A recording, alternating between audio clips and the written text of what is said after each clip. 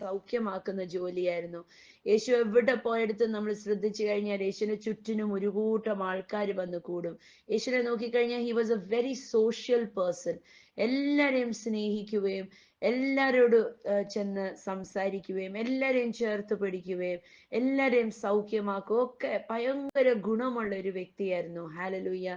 യേശുവിനെ പോലെ വേറെ ആരുമില്ല. യേശുവിനെ പോലെ നമ്മളാകാനാ നമ്മളെ ഈ ഭൂമിയിൽ വിളിച്ചിരിക്കുന്നത്. ഹല്ലേലൂയ. നമുക്കിന്ന് നമ്മൾ വചനത്തിന്റെ മുമ്പിൽ ഇരിക്കുമ്പോൾ നമുക്കൊന്ന് പ്രാർത്ഥിക്കാം, കർത്താവെ എന്നെ അങ്ങേ പോലെ ആക്കിയെടുക്കണമേ എന്ന്. ഹല്ലേലൂയ. ഇന്ന് കർത്താവ് ആരെയൊക്കെ സൗഖ്യമാക്കിക്കൊണ്ടിരിക്കുക. ഹല്ലേലൂയ. വയറ്റിനകത്തെ അസ്വസ്ഥത, വയറുവേദന, ഹല്ലേലൂയ, ബുദ്ധിമുട്ടുള്ളവരെ യേശു സുഖമാക്കിക്കൊണ്ടിരിക്കുക. ഹല്ലേലൂയ.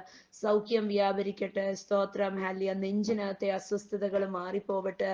ഹല്ലേലൂയ. നെഞ്ചിന്റെ നടുക്ക്, നെഞ്ചിനകത്ത് ഒക്കെ അസ്വസ്ഥതയുള്ളവർ യേശുവിന്റെ നാമത്തില് സുഖമാകട്ടെ. കഴിഞ്ഞ ദിവസങ്ങളൊക്കെ ആയിട്ട് തലയ്ക്കകത്ത് വലിയ ഭാരം, തലയ്ക്കകത്ത് വലിയ ചിന്തകള്, തലവേദനയാൽ അസ്വസ്ഥപ്പെടുന്നവർ യേശുവിന്റെ നാമത്തിൽ സുഖമാകട്ടെ. ഹല്ലേലൂയ.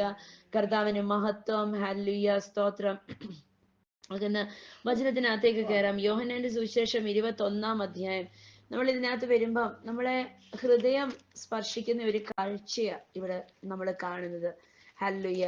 യേശു കർത്താവ് സ്തോത്രം ഉയർത്തെഴുന്നേറ്റു. യേശു വീണ്ടും പ്രത്യക്ഷനായി. മരണമില്ലാത്തവനാണെന്ന് ഉറപ്പിച്ച് അല്ലെ ആ ജനമൊക്കെ കാങ്കെ വീണ്ടും ഉയർത്തെഴുന്നേറ്റു. യേശുവിന്റെ കൂടെ നടന്ന പ്രിയപ്പെട്ടവരെ വീണ്ടും അവരുടെ മുമ്പിൽ വീണ്ടും പ്രത്യക്ഷനായി. അവരോടുള്ള വീണ്ടും ഒരു കൂട്ടായ്മ കൂടുന്നയൊക്കെ നമ്മൾ കാണുക. നമ്മൾ 21-ാം അധ്യായം തുടങ്ങുമ്പം പത്രോസ് താൻ ചെയ്തുകൊണ്ടിരുന്ന ജോലി വീണ്ടും എടുക്കുക. എല്ലാ പ്രത്യാശയൊക്കെ നഷ്ടപ്പെട്ടു.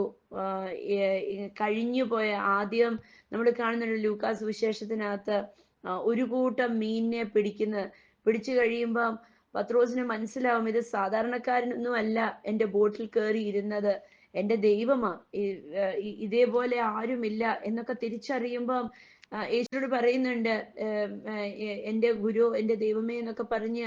അപ്പം യേശു പറയുന്നുണ്ട് നിന്റെ വള്ളവും വഞ്ചിയും ഒക്കെ നീ വിട്ടേച്ച് ഇനി നിന്നെ ഞാൻ മനുഷ്യരെ പിടിക്കുന്നവരാക്കുക എന്ന് പറഞ്ഞ് കൂടെ കൊണ്ടുപോയ പത്രോസ് പിന്നെ നമ്മൾ കാണുന്നില്ല. എങ്ങും മീനും വള്ളവും വഞ്ചിയും ഒന്നും എടുക്കുന്നത് നമ്മൾ കാണുന്നില്ല.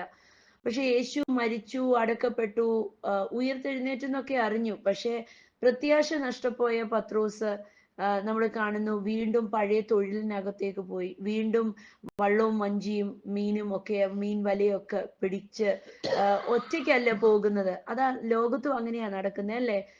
ഒരു വേണ്ടാത്ത അല്ലെങ്കിൽ ഒരു പഴയ കാര്യത്തിനകത്തോട്ട് അല്ലെങ്കിൽ പ്രത്യാശ നഷ്ടപ്പെട്ടു പോകുമ്പം എന്തിനകത്തെങ്കിലും പോകുമ്പം ഒറ്റയ്ക്കല്ല പോകുന്നത്, കൂടെ ആരെങ്കിലെയൊക്കെ പിടിച്ചെടുത്തോണ്ട് പോകും. പത്രോസ് അവിടെ പറയുക, കൂട്ടുകാരോട് പറയുക ഞാൻ മീൻ പിടിക്കാൻ പോകുക. അപ്പം കൂടെയുള്ള സഹോദരന്മാരൊക്കെ അവർക്കും എന്തോ ചെയ്യണമെന്ന് അറിയത്തില്ല. അപ്പൊ അവരും പറയാ ഞങ്ങളും വരുക അല്ലെ? ഒരു പ്രത്യാശയില്ലാത്തവന്റെ കൂടെ വേറെയും പ്രത്യാശയില്ലാത്ത കുറെ പേരങ്ങ് കൂടുക. അവര് പറയാ ഞങ്ങളും നിന്റെ കൂടെ വരുക. പോയി മീൻ പിടിച്ച് കഴിയുമ്പം ദാണ്ട് കടപ്പുറത്ത് യേശു കർത്താവ് വന്ന് നിന്നിട്ട് ചോദിക്കുക നിങ്ങൾ മീൻ വല്ലതും പിടിച്ചോ? പഴയ ആ ചോദ്യം തന്നെ, നിങ്ങൾ മീൻ വല്ലതും പിടിച്ചോ? എന്നിട്ട് അടുത്ത സ്റ്റെപ്പ് ഉപദേശമാ. പറയുക നിങ്ങളുടെ വല നിങ്ങൾ വള്ളത്തിന്റെ വലത്തു ഭാഗത്തോട്ട് എറിയ, അപ്പൊ നിങ്ങൾക്ക് കുറച്ച് മീൻ കിട്ടും. ഇത് കേട്ടപ്പോ ഇവർക്ക് മനസ്സിലായി. അല്ലയ്യ, മനസ്സിലാവണം. പക്ഷെ എല്ലാവർക്കും ഒന്നും മനസ്സിലായില്ല എന്താണ് യേശു ആണെന്ന്. ഹല്ലേലൂയ. പക്ഷെ അവിടെ നമ്മളിവിടെ ശ്രദ്ധിക്കണമേ, രണ്ട് ആറ്റിറ്റ്യൂഡ് അവിടെ കാണുന്നത്. 7-ാം വാക്യം 7 തൊട്ട് ഉള്ള വാക്യത്തിനകത്ത് യേശുവിനെ സ്നേഹിച്ച ശിഷ്യൻ പത്രോസിനോട് പറഞ്ഞു അത് കർത്താവ എന്ന് പറഞ്ഞു. Shimon Petros, when Simon Peter heard that it was the Lord, he put on his tunic, for he had stripped for work, jumped into the water and headed to shore. The other stayed with the boat and pulled the loaded net to the shore, for there were only about 100 yards from shore. കണ്ടോ? ഒന്ന് വായിച്ചേ. 7. യേശു സ്നേഹിച്ച ശിഷ്യൻ പത്രോസിനോട് അത് കർത്താവാകുന്നു എന്ന് പറഞ്ഞു. കർത്താവാകുന്നു എന്ന് ശിമോൻ പത്രോസ് കേട്ടിട്ട് താൻ നഗ്നനാകയാൽ അങ്കി അരയിൽ ചുറ്റി കടലിൽ ചാടി. ആമേൻ, സ്തോത്രം.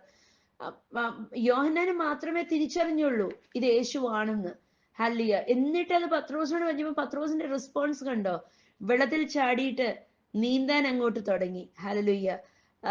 പക്ഷെ അതിന്റെ താഴോട്ട് നമ്മൾ വരുമ്പോ നമ്മൾ ചിന്തക്കെടുക്കുന്നത് യേശുവിന്റെ സ്വഭാവമാണ്.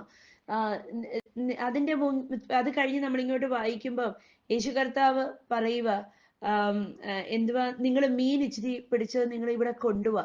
പക്ഷെ ഈ കൊണ്ടുവന്ന മീനൊന്നും വേണ്ട യേശുവിന് മീൻ ചുട്ട് ഇവർക്ക് കൊടുക്കാൻ. തിരുവചനം അവിടെ എഴുതി വെച്ചിരിക്കുന്നു, അവര് കടപ്പുറത്ത് എത്തിയപ്പോഴത്തേക്ക് അവർക്ക് വേണ്ടി ആഹാരം ഒരുക്കി വെച്ചിരിക്കുന്നത് അവര് കണ്ടു. രാവിലത്തെ ബ്രേക്ക്ഫാസ്റ്റ് അവർക്ക് ഒരുക്കി വെച്ചിരിക്കുന്നത് കണ്ടു. എന്നിട്ട് അവർക്ക് വേണ്ടി മീനും ചുട്ട് അപ്പവും റെഡിയാക്കി വെച്ചിരിക്കുന്നത്. എന്നാ അത്ഭുതമാ അല്ലേ? ഇവര് പിടിച്ച മീനൊന്നും യേശുവിന് വേണ്ടായിരുന്നു. നമ്മൾ ചിലപ്പോ ഓർക്കും നമ്മൾ എന്തെങ്കിലും ചെയ്തിട്ടാ കർത്താവിന് തൃപ്തിയാവുന്ന, അല്ലെങ്കിൽ നമ്മൾ എന്തെങ്കിലും കൊണ്ട് കൊടുത്തിട്ട് വേണം യേശുവിന് അതിന്റെ മേൽ പ്രവർത്തിക്കാൻ. 5 അപ്പം ഞാൻ കൊടുത്തിട്ട് വേണം 5000 പേരെ വർദ്ധിപ്പിക്കുന്നത് പോലെ, വർദ്ധിപ്പിച്ചു കൊടുത്തതുപോലെ കർത്താവിന് ചെയ്യാൻ. ഒന്നുമല്ല, നമ്മൾ എന്തോ ചെയ്തിട്ടല്ല. യേശുവിന്റെ ആ സ്വഭാവം കണ്ടോ? യേശുവിന്റെ ആ സ്നേഹം കണ്ടോ? ഇവര് പോയി അധ്വാനിച്ചിട്ട് മടങ്ങി വരുക, ഇവർക്ക് ക്ഷീണമുണ്ട് എന്നറിഞ്ഞ കർത്താവ് ഇവരെ ശാസിക്കാൻ നിന്നില്ല, ബഹളം വെക്കാൻ നിന്നില്ല. എന്നാലും ഇവന്മാരെന്നെ ഇട്ടേച്ചു പോയല്ലോ എന്ന് പറഞ്ഞ് അടിക്കാനോ വഴക്ക് പറയാനോ ഒന്നുമല്ല യേശു അവിടെ നിന്നത്. ഇവരുടെ വയറ് നിറച്ച് ഇവർക്ക് ഭക്ഷണം കൊടുക്കാൻ. യേശുവിന് അറിയാമായിരുന്നു ഇവർക്ക് കഷ്ടപ്പാടാ, ഇവർ പ്രത്യാശ നഷ്ടപ്പെട്ടു പോയവരാ. യേശുവിന് വേറൊരു കാര്യവും അറിയാമായിരുന്നു, ഇവരോട് സംസാരിക്കണമെങ്കിൽ ആദ്യം ഇവരുടെ വയറ് നിറച്ചിട്ട് വേണം ഇവരോട് സംസാരിക്കാൻ. ഹല്ലേലൂയ. യേശു ഭയങ്കര വിസ്ഡത്തോടെയാ അവരെ കൈകാര്യം ചെയ്യുന്നേ, അല്ലേ? ഹല്ലേലൂയ. യേശു അവരുടെ വയറെല്ലാം നിറച്ച് കഴിഞ്ഞിട്ട് എല്ലാരോടും അല്ല സംസാരിക്കുന്നത്. എല്ലാരെയും സ്നേഹിച്ചിട്ടുണ്ട്. എനിക്ക് തോന്നുന്നു ഇവരെയൊക്കെ കണ്ടപ്പം എല്ലാരെയും കെട്ടിപ്പിടിച്ച് ഇവരുടെ തലയിലൊക്കെ തടവി അങ്ങനെയൊക്കെ ഇവരോട് പെരുമാറിയിട്ടുണ്ട്. പക്ഷെ ഇവർക്ക് വയറ് നിറച്ച് ഇവർക്ക് ആഹാരം കൊടുത്തു കഴിഞ്ഞിട്ട് ആകെ സംസാരിക്കുന്ന നമ്മൾ കാണുന്ന, രേഖപ്പെടുത്തിയിരിക്കുന്ന പത്രോസിനോട് സംസാരിക്കുന്നത്. ആയിരിക്കും പത്രോസിനോട് മാത്രം സംസാരിച്ചത്? മറ്റുള്ളവരോടും സംസാരിച്ചിട്ടുണ്ട് തീർച്ചയായിട്ടും. യേശുവിന്റെ സ്വഭാവം നമ്മൾക്ക് ഇത്രയും വർഷം നമ്മുടെ ജീവിതത്തിനകത്ത് ഇടപെട്ട കർത്താവിന്റെ സ്വഭാവം നമുക്കറിയാമെങ്കിൽ തീർച്ചയായിട്ടും യേശു അവരെയൊക്കെ കെട്ടിപ്പിടിക്കുകയും ഉമ്മ വെക്കുകയും അവരോടൊക്കെ എന്തോ ഉണ്ടിടാന്നൊക്കെ ചോദിച്ച് സ്നേഹമായിട്ടൊക്കെ ഒന്ന് തട്ടുകയും ഒക്കെ ചെയ്തിട്ടുണ്ട്. പക്ഷെ യേശു പത്രോസിനോട് മാത്രം വളരെ ഗൗരവത്തോടെ സംസാരിച്ചു. എന്നിട്ട് എങ്ങനെയാ സംസാരിച്ച്? അങ്ങോട്ട് കയറി വന്നപ്പോഴത്തേക്ക്, എന്നാലും പത്രോസേ നീ പണി ചെയ്തോ, നിനക്ക് എന്നോട് സ്നേഹം ഉണ്ടോ എന്നല്ല ചോദിച്ചത്. നമ്മളൊക്കെ ആണെങ്കിൽ അങ്ങനെ ചോദിച്ചേനെ. വീട്ടിലോട്ട് ഭർത്താവ് കയറി വന്നവണ്ണെ ചെരുപ്പ് അങ്ങോട്ട് ഊരുന്നതിന് മുമ്പ് 150 കാര്യം പറഞ്ഞേനെ, അല്ലേ? അന്നത്തെ ദിവസം മക്കള് ചെയ്തതും നമ്മൾക്ക് അമ്മായിയമ്മ പറഞ്ഞതും ഫോൺ വിളിച്ചെടുത്തതും എല്ലാം അങ്ങോട്ട് നിരത്തി വെച്ചേനെ, അല്ലേ? ആ മനുഷ്യൻ അങ്ങോട്ട് ഇരിക്കുന്നതിന് മുമ്പ് എല്ലാം പറഞ്ഞേനെ. പക്ഷെ കർത്താവ് എല്ലാം തന്റെ പ്രവൃത്തിയിലൂടെ എല്ലാം പറഞ്ഞു മനസ്സിലാക്കുന്നല്ലേ. തിരുവചനം അവിടെ 15-ാം വാക്യം പറയുന്നു, after breakfast Jesus asked Simon Peter. കണ്ടോ? അവര് ആഹാരം കഴിച്ചു കഴിഞ്ഞിട്ട്, ഹല്ലേലൂയ, ഭക്ഷണം എല്ലാം കഴിച്ചു കഴിഞ്ഞിട്ടാ പത്രോസിനോട് യേശു ചോദിച്ചത്, ശീമോൻ പത്രോസേ നീ എന്നെ ഞാൻ സ്നേഹിച്ചതുപോലെ നീ സ്നേഹിക്കുന്നുണ്ട്? എല്ലാം മറന്നു കളഞ്ഞ് അഗാപ്പേ ലവ്, ഹല്ലേലൂയ, നിനക്ക് ആ ഒരു സ്നേഹം ഉണ്ടാകുന്നുണ്ടോ? സ്വതം ഞാന് വായിച്ചപ്പോ, ഞാൻ കഴിഞ്ഞ ദിവസം ഞാന് ഇത് വായിച്ചപ്പം എനിക്കിതിനകത്ത് മനസ്സിലായ 3 വിധത്തിലുള്ള സ്നേഹം ഉണ്ടോ എന്നാ ചോദിക്കുന്നത്. ആദ്യത്തെ നിനക്ക് എന്നോട് സ്നേഹം ഉണ്ടോ എന്ന് ചോദിച്ചത് ഒരു അഗാപ്പേ സ്നേഹമാ. എന്ന് പറഞ്ഞാൽ, ഞാൻ നിന്നെ സ്നേഹിച്ചതുപോലെ നിനക്ക് എന്നെ സ്നേഹിക്കാമോ? ഞാൻ എല്ലാം മതിമറന്ന് സ്നേഹിച്ചതുപോലെ നിനക്ക് സ്നേഹിക്കാമോ? എന്നെ തന്നെ വിട്ടുകൊടുത്തതുപോലെ നിനക്ക് സ്നേഹിക്കാമോ? അത് കറക്റ്റാ. എന്താന്ന് വെച്ചാൽ അങ്ങനെ ഒരു സ്നേഹം, അല്ലേ? എന്നാ വെച്ചാല് നമ്മള് ആരെങ്കിലും നമ്മളോട് എന്തെങ്കിലും ചെയ്തെങ്കിൽ അവരോട് ചെന്ന് ആദ്യം ഒന്ന് മിണ്ടാനായിട്ടൊരു ബുദ്ധിമുട്ടാ അല്ലേ? പക്ഷെ ആദ്യം ഒന്ന് നമ്മൾ അവരോട് മിണ്ടിക്കഴിഞ്ഞാലോ പിന്നെ അറപ്പെല്ലാം അങ്ങ് മാറി, പിന്നെ അവരോട് ഉണ്ടായിരുന്ന ആ ദേഷ്യം എല്ലാം അങ്ങ് പോയി അല്ലേ? അതേപോലെ തന്നെ യേശു കർത്താവ് ചോദിക്കുക, പ്രിലിമിനറി ആയിട്ട് ആദ്യമായിട്ട് നിനക്ക് എല്ലാം മതിമറന്ന് എല്ലാം വിട്ടുകളഞ്ഞേച്ച് ഞാൻ കാൽവരി ക്രൂശില് ഞാൻ സ്നേഹിച്ചില്ലേ, അതേപോലെ നിനക്ക് എല്ലാം മതിമറന്ന് വിട്ടുകൊടുത്ത് നിനക്ക് സ്നേഹിക്കാൻ പറ്റുമോ? അങ്ങനെ ഉണ്ടെങ്കിൽ മാത്രമേ ഈ പണിക്ക് ഇറങ്ങാവൂ. കണ്ടോ, പത്രോസിനോട് ചോദിക്കുക വെച്ചാൽ പത്രോസിന് എവിടോ ആ സ്നേഹം നഷ്ടപ്പെട്ടു പോയത് കൊണ്ടാ പത്രോസ് നമ്മൾ വചനം ശ്രദ്ധിക്കുമ്പോ പത്രോസ് പറഞ്ഞത്, ഇവനെയോ എനിക്കിവനെ അറിയത്തില്ല. അയ്യോ, ആ ദേശത്തുനിന്ന് പോലും അല്ല ഞാന് അല്ലെ? യോഹന്നാൻ 18 വരുമ്പോ ആദ്യം ഹല്ലേലൂയ പത്രോസിനോട് ചോദിക്കുക, പത്രോസേ എന്താ അവര് ചോദിക്കാം, പത്രോസ് എന്നല്ല sorry, and you one of his disciples, നീ അവന്റെ ഒരു ശിഷ്യനല്ലയോ എന്ന് ചോദിക്കുമ്പോ പത്രോസ് പറയാ, ഹി ഡിനൈഡ് ഇറ്റ്, അവൻ അല്ല എന്ന് പറഞ്ഞു. അവൻ പറഞ്ഞു, നോ ഐ ആം നോട്ട്. കണ്ടോ, നീ എന്റെ ശിഷ്യനാണെന്ന് നിനക്ക് അറിയപ്പെടുവാനായിട്ട് നിനക്ക് ലജ്ജ വന്നോ പത്രോസേ? അതിന് പകരമായിട്ട് ഇന്ന് ഞാൻ ചോദിക്കുക, നിനക്ക് എന്നോട് സ്നേഹമുണ്ടോ? നിനക്ക് ലജ്ജ വന്നിട്ടല്ലേ പത്രോസേ നീ ആ മീനും വലയൊക്കെ എടുത്തോണ്ട് നീ ഇറങ്ങിയത്? നിനക്ക് you were ashamed to be associated with me. നീ എന്റെ ഭാഗമാണെന്ന് നിനക്ക് പറയാൻ നിനക്ക് ലജ്ജ വന്നു. അതിന് പകരമായിട്ട് നിനക്ക് എന്നോട് സ്നേഹമുണ്ടോ പത്രോസേ? കണ്ടോ, യേശു ഒന്നും ചോദിക്കുന്നില്ല. നമ്മളൊക്കെ ആണെങ്കിൽ ചോദിച്ചിട്ട്, നീ അന്ന് എന്നോട് പറഞ്ഞില്ലേ അങ്ങനെ നിനക്ക് എന്നെ അറിയത്തില്ലെന്ന്, നീ അന്ന് അങ്ങനെ പറഞ്ഞില്ലേ, അങ്ങനെയൊക്കെ നീ അന്ന് എനിക്കത് തന്നില്ലല്ലോ, നീ ഇങ്ങനെയൊക്കെ ഞാൻ വന്ന് 5 രൂപ ചോദിച്ചപ്പോ നീ എനിക്ക് തന്നില്ലല്ലോ, അങ്ങനൊന്നും യേശു ഒന്നും പറയുന്നില്ല. പക്ഷെ നമ്മൾ ശ്രദ്ധിക്കണം, വളരെ ശ്രദ്ധയോടെ നമ്മൾ നോക്കണം. യോഹന്നാൻ 18:25 വാക്യത്തിനകത്ത് വരുമ്പോ ഹല്ലേലൂയ, പത്രോസ് അവിടെ പറയുക, എനിക്ക് അറിയത്തില്ല, ഇവന്റെ ശിഷ്യനാണെന്ന് പോലും എനിക്ക് അറിയപ്പെടാനായിട്ട് എനിക്ക് നാണക്കേടുണ്ട്. കണ്ടോ, ഹല്ലേലൂയ. ഈ അത് 3-ാമത്തെ തവണയാ യേശു അത് പത്രോസ് അത് പറയുന്നേ, എനിക്കിവനെ അറിയത്തില്ല. I was so ashamed to be associated to him. കണ്ടോ, അതിന് ഓരോന്നിനും പകരമായിട്ട് പത്രോസിനെ കൊണ്ട് യേശു പറയുന്ന, അയ്യോ കർത്താവ് എനിക്ക് സ്നേഹമാണ്. നമുക്ക് അതൊന്ന് ശ്രദ്ധിക്കാം. യോഹന്നാൻ 18 അതിന്റെ 15-ാം വാക്യം തൊട്ട പത്രോസ് യേശുവിനെ തള്ളി പറയുന്നത്. അതിനകത്തൊരു ആദ്യത്തെ തവണ ഒരു സ്ത്രീ വന്നിട്ട് ചോദിക്കുക, you are not one of the man's disciples are you? ഒരു സ്ത്രീ വന്നിട്ട് ചോദിക്കുക, നീ അവന്റെ ശിഷ്യനാണോ? അപ്പം പത്രോസ് പറയാ, അയ്യോ ഞാൻ അല്ല എന്ന് പറയുക അല്ലെ? എന്നിട്ട് അടുത്ത താഴോട്ട് വരുമ്പം പത്രോസിനെ കുറിച്ച് പറയുന്നു. പത്രോസ് അവിടെ നിന്ന് തന്നെ ചൂടാക്കുകയും ഇങ്ങനെ കൈയൊക്കെ ചൂടാക്കിക്കൊണ്ടിരിക്കുകയും ഒക്കെയാ. ഹല്ലേലൂയ. അത് കഴിഞ്ഞ് വീണ്ടും പത്രോസിനോട് ചോദിക്കുക. ചോദിക്കുമ്പോ പത്രോസ് പറയാ, ഇല്ലില്ലില്ല, ഞാനൊന്നുമല്ല, എനിക്കവനെ അറിയത്തില്ല. എന്നിട്ട് പിന്നെ ഒടുവിൽ വരുമ്പോഴത്തേക്ക് പറയുക, എനിക്ക് ഇവനെ യാതൊരു വിധത്തിലും, 2-ാമത്തെ തവണ പറയുക, ഈ പെണ്ണിനോട് പറയാ, എനിക്ക് അവനെ അറിയത്തില്ല. 3-ാമത്തെ തവണ 26-ാം വാക്യം, but one of the house hold slaves of the high priest, a relative of the man whose ear Peter had cut off, asked, didn't I see you out there in the olive grove with Jesus? Again Peter denied it. 26 ഒന്ന് വായിച്ചേ. മഹാപുരോഹിതന്റെ ദാസന്മാരിൽ ഒരുവനും തെളിവ് സഹിതം പിടിച്ചു. ദാസന്മാരിൽ ഒരുവനും പത്രോസ് കാത് ഛേദിച്ചവന്റെ ചർച്ചക്കാരനുമായ ഒരുത്തൻ, ഞാൻ നിന്നെ അവനോട് കൂടെ തോട്ടത്തിൽ കണ്ടില്ലയോ എന്ന് പറഞ്ഞു. പത്രോസ് പിന്നെയും തള്ളി പറഞ്ഞു. പത്രോസ് അവിടെ തള്ളിക്കളഞ്ഞു, എനിക്ക് അവനെ അറിയില്ല എന്ന് പറഞ്ഞു. കണ്ടോ, തെളിവ് സഹിതം പിടിച്ചപ്പം പോലും പത്രോസ് പറയാ, അയ്യോ എനിക്ക് ഇവനെ അറിയത്തില്ല.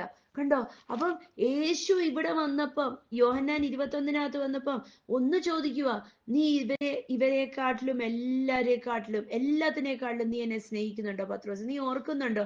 ഇൻഡയറക്റ്റ് ആയിട്ട് പറയാം, പത്രോസ്, ഒരു പെൺകൊച്ച് നിന്നോട് ചോദിച്ചു, നീ എന്റെ ശിഷ്യനാണോ എന്ന് ചോദിച്ചപ്പോ നീ പറഞ്ഞു, നിനക്ക് എന്നെ അറിയില്ല എന്ന്. അങ്ങനെ വീണ്ടും ചോദിച്ചപ്പോ നീ പറഞ്ഞു അറിയില്ല എന്ന്. 3-ാമത് നിന്നെ തെളിവ് സഹിതം പിടിച്ചപ്പോഴും നീ പറഞ്ഞു എനിക്ക് ഇവനെ അറിയത്തില്ല എന്ന്. You were so ashamed to be associated with me. പക്ഷെ എങ്കിലും പത്രോസെ ഞാൻ ചോദിക്കുക, നിനക്കിതിനെക്കാട്ടിലും ഒക്കെ എന്നെ സ്നേഹിക്കാൻ സാധിക്കുമോ? ഹല്ലേലൂയ. നിനക്ക് ഈ മനുഷ്യരുടെ അഭിപ്രായത്തിനെക്കാട്ടിലും അപ്പുറം എന്നെ സ്നേഹിക്കാൻ പറ്റുമോ?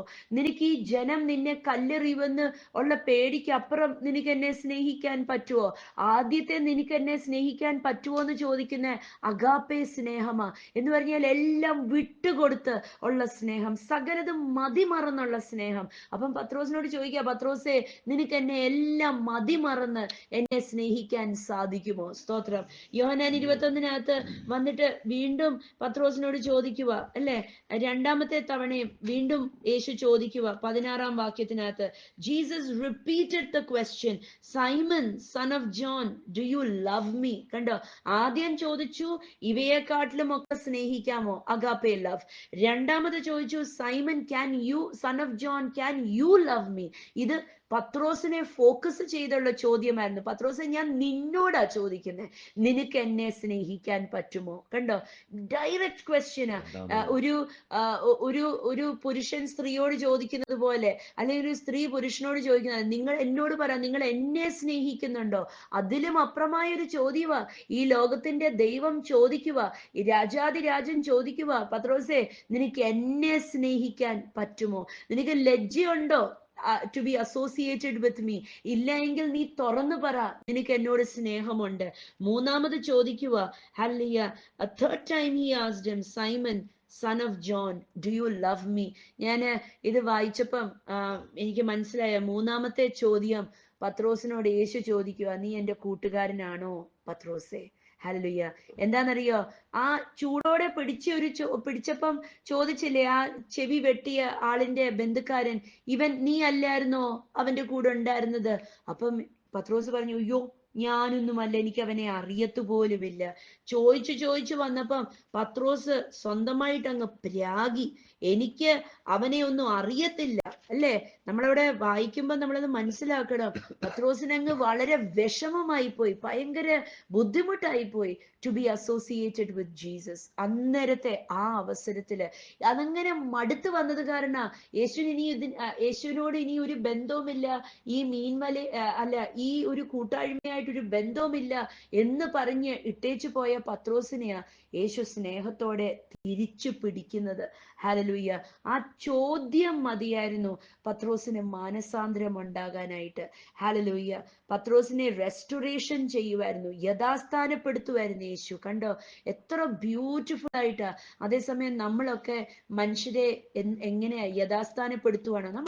നമ്മള് പലവരും എത്ര പ്രാർത്ഥനയുള്ളവരാണെന്ന് പറഞ്ഞാൽ പോലും, എത്ര എന്ത് ഗുണമുള്ളതാണെന്ന് പറഞ്ഞാൽ പോലും മനുഷ്യരെ റെസ്റ്റോർ ചെയ്യുവല്ല.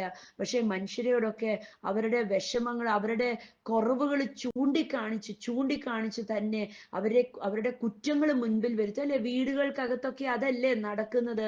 അല്ലെ, മനുഷ്യർ ചെയ്യുന്ന, അല്ലെങ്കിൽ വീട്ടിനകത്ത് അവര് ചെയ്യുന്ന കുറ്റങ്ങൾ എടുത്ത് അങ്ങോട്ട് നിരത്തി വെച്ചിട്ട്, നീ ഇങ്ങനെയൊക്കെ ചെയ്തില്ലേ, നിങ്ങൾ അങ്ങനെയൊക്കെ പറഞ്ഞില്ലേ എന്നല്ലേ ചോദ്യങ്ങള്. ഇപ്പോഴും പലവരും 1985 നടന്നത് തൊട്ട്, കല്യാണം കഴിഞ്ഞ കാലം നടന്നത് തൊട്ട് എടുത്ത് വിളമ്പി വെച്ചിട്ട് ബഹളം ഉണ്ടാക്കാറില്ലേ? സ്തോത്രം. അല്ലേലും നിങ്ങൾ അങ്ങനെയാന്ന് എനിക്ക് അറിയാം എന്ന് പറഞ്ഞ് വില എഴുതി വെക്കാറില്ലേ? സ്തോത്രം. മുൻവിധിയൊക്കെ പറയാറില്ലേ? ഓ, അല്ലേലും അറിയാം ഇവരൊക്കെ എന്നെ മാറാന് എന്ന് പറയത്തില്ലേ? പക്ഷെ യേശു അങ്ങനെയല്ല. He was willing to give a second chance. Hallelujah. യേശു വീണ്ടും ഒരു അവസരം കൊടുക്കാൻ തയ്യാറായിരുന്നു. പത്രോസിന്റെ അവസ്ഥ എന്തുവായി പോയേനെ, അല്ലെ? ശരിക്കും പത്രോസിന്റെ പിന്നാലെ യേശു അങ്ങനെ ചെന്നില്ലായിരുന്നെങ്കിൽ, യേശു ഇവൻ ഇട്ടേച്ച് പോയതല്ലേ, ഇവൻ എന്നെ തള്ളിക്കളഞ്ഞേച്ച് പോയല്ലേ, ഇവൻ ഇനി എന്തോ ഇനി കൊള്ളും എന്ന് പറഞ്ഞ് ഇവന്റെ അകത്ത് പിശാച് കയറിയതാ എന്ന് ലോകം പറയത്തില്ലേ ചിലപ്പം? അല്ലേലും പിശാചിന്റെ അടിമത്തത്തിനകത്ത് കിടക്കുക എന്നൊക്കെ പറയത്തില്ലേ? അങ്ങനെ പറഞ്ഞ് യേശു തിരിഞ്ഞു നടന്നിരുന്നെങ്കിൽ എന്തുവായി പോയനെ, അല്ലെ? പത്രോസ് എന്ന് പറഞ്ഞ് ആ ഒരു ശക്തനും വീരനുമായ ഒരു അപ്പോസ്തലൻ അപ്പോസ്തലനെ ലോകത്തിന് നഷ്ടപ്പെട്ടു പോയേനെ. ഹല്ലേലൂയ. 1 പത്രോസ് 2 പത്രോസിനകത്തൊക്കെ എഴുതി വെച്ചിരിക്കുന്ന സ്വർഗീയ കാഴ്ചപ്പാടും വിശുദ്ധമായ ജീവിതത്തിനെ കുറിച്ചും തൻ്റെ ഇടത്തോടെ ജീവിക്കാനായിട്ടുള്ള ആ ഒരു പ്രേരണയൊക്കെ ലോകത്തിന് നഷ്ടപ്പെട്ടു പോയനെ. But Jesus was willing to give the second chance. Hallelujah. Yesu എപ്പോഴും രണ്ടാമതൊരു അവസരം കൊടുക്കാൻ തയ്യാറായിരുന്നു. ഹല്ലേലൂയ. അതിന്റെ ഇടയിൽ യോഹന്നാന്റെ വാക്കുകളൊക്കെ കേൾക്കണം.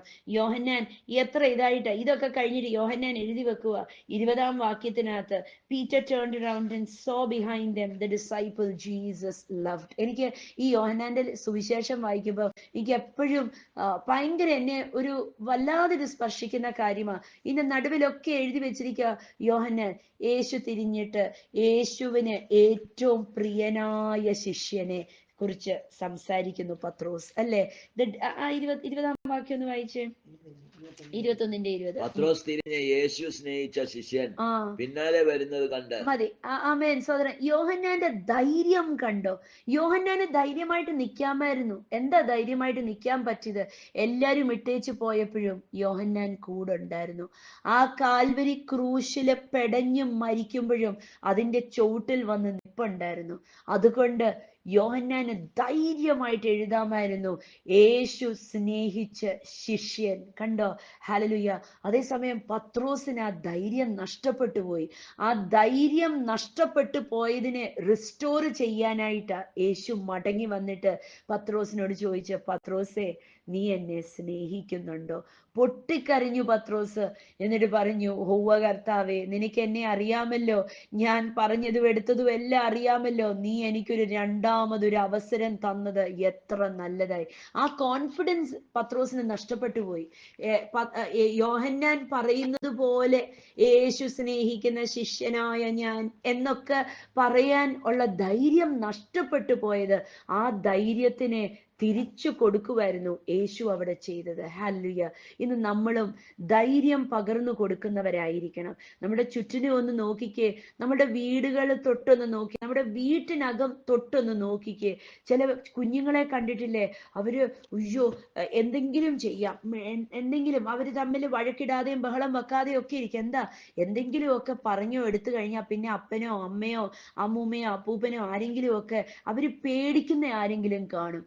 അവരെന്തെങ്കിലുമൊക്കെ പറഞ്ഞാൽ ഇനിയും വീട്ടിനകത്തൊക്കെ വലിയ ബഹളമാവും. അത് കാരണം നമുക്ക് ഇങ്ങനെയൊക്കെ അങ്ങ് മിണ്ടാതെ പോകാം, അല്ലെ? അങ്ങനത്തെ പിള്ളേരെ ശ്രദ്ധിച്ചിട്ടില്ലേ? എന്നുവെച്ചാൽ വീട്ടിനകത്ത് ആരെങ്കിലും കാണും ബഹളം വെക്കുന്നവരോ ആ പ്രായമായ പക്വത കാണിക്കാത്തവര് കാണും. ആ കുഞ്ഞുങ്ങളെ ശ്രദ്ധിക്കണം. അവരുടെ അകത്തൊരു ഭീതി കാണും, എപ്പോഴും ഭയം കാണും. എന്നുവെച്ചാൽ അവരുടെ അകത്ത് ആ കോൺഫിഡൻസ് നഷ്ടപ്പെട്ടു പോയി. പക്ഷെ യേശു കണ്ടോ, ഈ കോൺഫിഡൻസിനെ തിരിച്ചു കൊടുക്കാനാ യേശു വന്നത്. യേശു വന്ന് സ്നേഹത്തോടെ വന്ന് പത്രോസിനെ ചേർത്ത് പിടിച്ചിട്ട് ചോദിക്കുക, പത്രോസിന്റെ കണ്ണിൽ നോക്കിയിട്ട് ചോദിക്കുക, പത്രോസേ, നിനക്ക് എന്നോട് സ്നേഹമില്ലേ? പത്രോസിന് എങ്ങനെ പറയാൻ പറ്റും എനിക്ക് നിന്നെ അറിയത്തില്ലെന്ന്? പത്രോസിന് എങ്ങനെ പറയാൻ പറ്റും? എന്നുവെച്ചാൽ തൊട്ടു മുമ്പ് പറഞ്ഞ, രാവിലെ തലേദിവസം രാത്രി പറഞ്ഞ, കൂട്ടുകാരെ ഞാൻ മീൻ പിടിക്കാൻ പോവാ, ഇവനെ ഒന്ന് നോക്കി ഇരുന്നിട്ട് ഒരു കാര്യവും ഇല്ല എന്നാ ഇൻഡയറക്ട്ലി പറഞ്ഞത്. നമുക്ക് നമ്മുടെ പണിയെ നോക്കി പോകാം. സ്തോത്രം. ഹല്ലേലൂയ. പക്ഷെ പ്രത്യാശ നഷ്ടപ്പെട്ടു പോയവരുടെ പ്രത്യാശ മടക്കി കൊടുക്കുന്ന ദൈവം. ഇന്ന് എവിടെങ്കിലും ഒക്കെ ആരുടെങ്കിലും പ്രത്യാശ നഷ്ടപ്പെട്ടു പോയിട്ടുണ്ടോ? ഇന്ന് എവിടെങ്കിലും ഒക്കെ ഞാൻ എത്ര നാളായി പ്രാർത്ഥിക്കുന്നു, എനിക്ക് മറുപടി കിട്ടാതിരിക്കുന്നു, ഇനി ഇങ്ങനെയൊക്കെ പ്രാർത്ഥിച്ചിട്ട് ഒരു കാര്യവുമില്ല, ഇതൊക്കെ വെറുതെ ആയിരിക്കും, ഇവരുടെയൊക്കെ കാര്യങ്ങൾ വെറുതെ ആയിരിക്കും എന്നൊക്കെ പറഞ്ഞിരിപ്പുണ്ടോ? കർത്താവ് അത്ഭുതം ചെയ്യാൻ മതിയായവനാ. ഹല്ലേലൂയ. സ്തോത്രം. വിശ്വസിക്ക്. പലവരും പറയും, ഞാൻ അവരുടെ ഇവരുടെയൊക്കെ സാക്ഷ്യം കേട്ടു, അവർക്കും ഇവർക്കും ഒക്കെ നടക്കുന്നു, എന്താണാവോ എനിക്കൊന്നും നടക്കാത്ത? വെറുതെ, ഒരു കാര്യവുമില്ല. ഇല്ലെന്നേ, നടക്കും. ഹല്ലേലൂയ. ഇന്ന് കർത്താവ് ജീവിതത്തിനകത്ത് ഇടപെടുന്നുണ്ടെങ്കിൽ, ഇന്നൊരു അത്ഭുതം കാണുന്നുണ്ടെങ്കിൽ, ഞാൻ പറയട്ടെ, അതെന്തിനാന്ന്? വിശ്വസിക്കാൻ വേണ്ടിയാ കർത്താവ് അത്ഭുതം ചെയ്യുന്നേ. ആ മിറക്കിൾ ചെയ്യുന്നത് നിങ്ങളൊന്ന് വിശ്വസിച്ച് ഒന്ന് പിടിച്ചു നിൽക്കാൻ വേണ്ടിയാ. ഒന്ന് ശ്രദ്ധിച്ചു നോക്കിക്കേ, കുലുങ്ങി ബലമില്ലാതെ നിൽക്കുന്ന സമയമായിരിക്കും ഒരു അത്ഭുതം വെളിപ്പെടുന്നത്. എന്നുവെച്ചാൽ ആ അത്ഭുതം വെളിപ്പെട്ടില്ലെങ്കിൽ കർത്താവിനറിയാം, മീൻവലയുടെയും വഞ്ചിയുടെയും പുറകെ പോകുമെന്നറിയാം. ഹല്ലേലൂയ. അതാ അവിടെ ഒരു അത്ഭുതം പ്രത്യക്ഷപ്പെടുന്നേ, അല്ലെ? നമ്മൾ ആ അധ്യായം ഒന്ന് വായിച്ചേ. അന്ന് ലൂക്കാ സുവിശേഷത്തിനകത്ത് നടന്ന അത്ഭുതമാ വീണ്ടും അവിടെ നടക്കുന്നത്. ആ അത്ഭുതം നടന്നില്ലായിരുന്നെങ്കിൽ പത്രോസും യോഹന്നാനും അല്ല, കൂടെ ഉണ്ടായിരുന്നവര് ചിലപ്പം എന്നേക്കുമായി നഷ്ടപ്പെട്ടു പോയാൽ. ഇവിടെ ഫോക്കസ് വരുന്ന യോഹന്നാനെയും പത്രോസിനെയാ. പക്ഷെ കൂടുള്ളവരെ നമ്മൾ ചിന്തിച്ചോ? ഈ കൂടുള്ളവർക്ക് ആ അത്ഭുതം ഒന്നും കൂടെ കാണാൻ അവരാരും തള്ളിക്കളഞ്ഞില്ല. അവരെല്ലാം ഇട്ടേച്ച് ഓടിപ്പോയി. പക്ഷെ അവരാരും തള്ളിയില്ല. അവരാരും പത്രോസ് പറഞ്ഞതുപോലെ പറഞ്ഞില്ല എനിക്ക് അവനെ അറിയത്തില്ല എന്നൊന്നും പറഞ്ഞില്ല. പക്ഷെ ഈ ഒരു അത്ഭുതം നടന്നില്ലായിരുന്നെങ്കിൽ രാവിലെ അവര് ആ രാത്രി മൊത്തം മീൻ പിടിച്ചിട്ട് അവര് വന്നപ്പോഴത്തേക്ക് അവരുടെ മീൻ വേണ്ട, അവരുടെ സഹായം ഒന്നും വേണ്ടാതെ ദാണ്ട് അവര് പോലും പിടിക്കാത്ത മീൻ ഈ ലോകം ചമച്ചവൻ അവിടെ മീൻ ചുട്ടുകൊണ്ടിരിക്കുന്നു. അതാ നമ്മുടെ 21 അധ്യായത്തിനകത്ത് അതിന്റെ 12 വാക്യത്തിനകത്ത് ഇവരൊക്കെ വയറ് നിറച്ച് മീനും അപ്പവും ഒക്കെ ചുട്ടതൊക്കെ തിന്നുക. പക്ഷെ വാക്യം അവിടെ എഴുതി വെച്ചിരിക്കുന്നു, none of the disciples dared to ask him, who are you? They knew it was the Lord. കണ്ടോ? അവർക്കാർക്കും ധൈര്യമുണ്ടായില്ല ചോദിക്കാൻ നീ ആരാണെന്ന്. എന്നുവെച്ചാൽ അവരുടെ അകത്ത് അവർക്ക് തിരിച്ചറിഞ്ഞു ഇത് അവരുടെ നാഥനാണെന്ന്. പത്രോസും യോഹന്നാനും ഒന്ന് മാറി നിൽക്കട്ടെ, അവര് ഉയർന്ന വിശ്വാസികളാ. പക്ഷെ ബാക്കി ഉണ്ടായിരുന്നവരോ? അവരൊക്കെ ഇന്നലെ വിശ്വാസത്തിൽ വന്നവരാ. അവരൊക്കെ കൂടെ എന്തോക്കെ കിട്ടുമെന്നൊക്കെ പറഞ്ഞ് നടന്നവരാ. അവരെ ഒന്ന് നോക്കിക്കേ. ഈ അത്ഭുതം യേശു മടങ്ങി വന്നിട്ട് ഈ ഒരു അത്ഭുതം ചെയ്തില്ലായിരുന്നെങ്കിൽ ഒരുപക്ഷെ അവരൊക്കെ നഷ്ടപ്പെട്ടു പോയേനെ. ഓ സ്തോത്രം, ഹല്ലേലൂയ. ഇവരെ ഒന്നും നഷ്ടപ്പെടാതെ കൂട്ടിച്ചേർത്ത് പിടിച്ചു വെക്കാൻ യേശുവിന് സാധിച്ചു. എന്നിട്ടാണ് അപ്പോസ്തല പ്രവൃത്തിക്കകത്ത് ഇവര് മാളിക മുറിക്കകത്ത് കയറിയിരിക്കുന്നത്. ഈ അത്ഭുതം കൂടെ ചെയ്യണം, മടങ്ങി വന്ന് ഇത് ചെയ്താലേ. ഇവർക്കൊന്നും അധികം വേണ്ടായിരുന്നു. ഇവർക്കൊക്കെ ഒന്ന് വയറ് നിറഞ്ഞ് കിട്ടിയാൽ മതിയായിരുന്നു. ഇവർക്കൊക്കെ ഒരു സിമ്പിൾ ഒരു മിറക്കിൾ കണ്ടാൽ മതിയായിരുന്നു. യേശു വീണ്ടും പ്രത്യക്ഷനായി പറഞ്ഞതുപോലെ വന്നു, ഞങ്ങൾ അവന്റെ കൂടെ ഇരുന്ന് കഴിച്ചു. അവര് 10 പേരോട് നടന്നു പറയും, നിങ്ങൾക്കറിയാവോ ഞങ്ങൾ ഓർത്തു അവൻ മരിച്ചടക്കപ്പെട്ടങ്ങ് പോയെന്ന്. പക്ഷെ ദേ ഞങ്ങള് കണ്ടെന്നേ, അവൻ ഞങ്ങളുടെ കൂടെ വന്നിരുന്ന് കഴിച്ചു, ഞങ്ങൾ അവന്റെ കയ്യിൽ നിന്ന് മേടിച്ച് കഴിച്ചു. ഇത് മതിയായിരുന്നു ബാക്കിയുള്ളവർക്ക്. ഹല്ലേലൂയ. ഈ പത്രോസിനെ യഥാസ്ഥാനപ്പെടുത്തണം. പത്രോസും മാനസാന്തരം വേണമായിരുന്നു. പത്രോസിന് അത് കൊടുത്തു. ബാക്കിയുള്ളവർക്കോ ആ ചെറിയ അത്ഭുതം മതിയായിരുന്നു. ഇന്ന് ഹല്ലേലൂയ പലവരുടെയും ജീവിതത്തിനകത്ത് ചെറിയ ഒരു അത്ഭുതം മതി. അത് കണ്ടാ മതി, അവര് കർത്താവിനോട് പറ്റിച്ചേർന്നങ്ങിരിക്കും. ചിലവരുടെ ജീവിതത്തിനകത്തോ വലിയ അത്ഭുതം വേണം. ഹല്ലേലൂയ. എന്താണെന്നറിയോ? അല്ലെങ്കിൽ ഇട്ടേച്ചു പോകും. കർത്താവിനറിയാം ഓരോരുത്തരുടെ അടുത്ത് എങ്ങനെ പെരുമാറണമെന്ന്.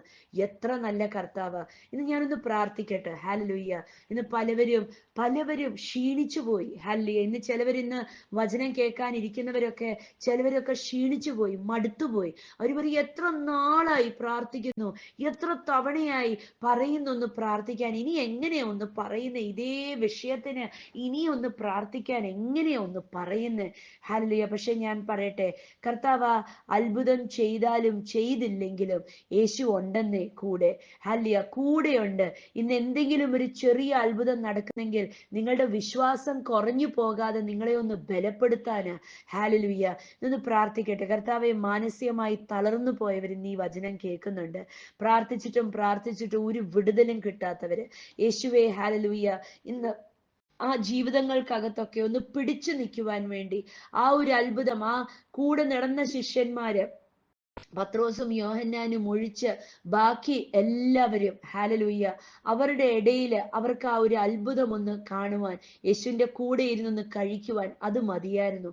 കർത്താവെ, അതേപോലെ ഒന്ന് റെസ്റ്റോർ ചെയ്യാൻ, ഒന്ന് വിശ്വാസം ബലപ്പെടുവാൻ കർത്താവ് ഇന്ന് ചിലവർ പ്രാർത്ഥിക്കുന്ന, നാളുകളായിട്ട് പ്രാർത്ഥിക്കുന്ന ആ വിഷയങ്ങളുടെ മേലെ എൻ്റെ കർത്താവിന്റെ കരം ഒന്ന് ചലിക്കുന്നതിനായി സ്തോത്രം. കർത്താവിൽ നിന്ന് വിടുതൽ അയക്കുന്നതിനായി സ്തോത്രം. ഹല്ലേലൂയ.